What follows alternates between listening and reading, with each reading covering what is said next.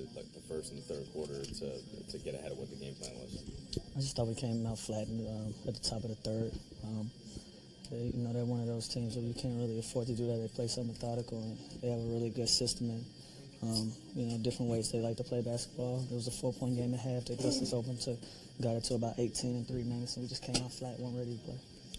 With you're still down injuries or this many injuries, and then Tarek turns the ankle. What's the message to the team to try to push through? Just continue to play, continue to work. It's still early in the season. We hit a little turbulence right now and hit a little rough patch, but we got to have other guys step in. We just got to continue to compete.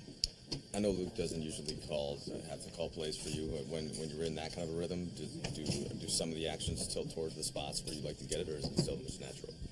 Yeah, just playing basketball. I had more attempts than I would like to shoot. I'm really not a high volume shooter like that. I like to try to be as efficient as I can, but just playing in the rhythm of the game. What did you think of Brandon? That was the first start at point guard. That's 19 years old, and he's a forward, really. Yeah, I thought he did a decent job. We've put him in a lot of different scenarios, and thought he's handled all of them pretty well, including tonight. He struggled a little bit as far as the numbers, and I know the team struggled. Do you talk to him and encourage him, or do you think he needs that, or is he somebody who doesn't really need that? It's up and down. I only say little things to Brandon and try not to cloud him. When you're so young, you have so many different people trying to give you advice, trying to help you out best you can. My message is always positive to him. Just continue to push, play as well as you can, and live with the results. You said you took a few more attempts than you normally would. Are you trying to take on a little bit more, show a little bit more with the guys? We have to. We got guys down. Some guys are in my natural positions, and obviously I'm a scorer. So when you have a guy down that averages 16 points a game and Nick at 14 points a game, you try to close that gap. And I think JC and myself have tried to do that.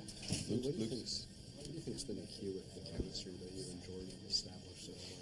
We just take turns. I think we're both guys that need to play on the open floor and create opportunities for ourselves and our teammates. And we just bounce off of each other's energy. We might have runs where Jordan run off 8 to 10 points in a row. Might have my same run for me.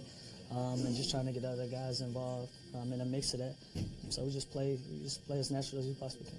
Is it beneficial to have, or why is it beneficial if he's on one side of the court and the other? Does the defense have, in other words, do you have more space if Jordan's out there? Yeah, you can't help either way. It's going to be difficult. A lot of teams have tried to blitz me, and they blitz. We give it to the big, swing it to the weak side, and now they got to deal with it on the other side of the floor. And so it's going to be hard for teams to try to blitz on both sides of the floor. That leaves the middle of the floor wide open, and we've been able to exploit that. Like Luke said, that he's been hesitant to break that up because of that, but with all the injuries, he may have to for a few games. So how would that affect how you and Jordan play if you're not together? We're pros, man. We got to just whatever works for the team and whatever positions Luke has to put guys in that he thinks that's going to make us successful. We got to roll with it and just keep moving.